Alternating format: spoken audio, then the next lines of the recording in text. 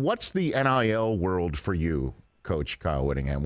How does that affect your world at Utah? The NIL. Well, it's crazy. It's I guess out of control might be the right way to phrase it, but and who knows where it's going to end up. It's got to somehow it's got to be reined in and put some parameters on it and some guardrails, as the term people are using. But right now it's a free for all, and it is impacting recruiting tremendously. This class is really the most impacted. I mean, it gains momentum each year, and the players in this class are very interested in hearing what you got in mind NIL wise and what's in it for them, and I don't know how they're ever going to be able to get a handle on it, and then you got your own team, and you got your own players are got their own stuff going, which is great. I'm not saying I'm anti-NIL. Sure. It's just got to be regulated somehow, some way. And right now, I think everyone's searching for that. And if it doesn't come from the government level, I don't know how it's going to be implemented.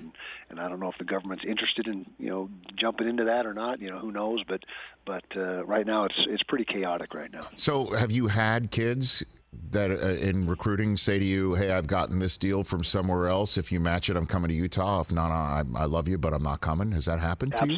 Absolutely. Yeah, there's no doubt about that. Play, and not every kid, but sure. There's a certain percentage of guys that's their main objective. It's not your culture or your academics or your winning tradition or your location. It's what's the NIL package for me?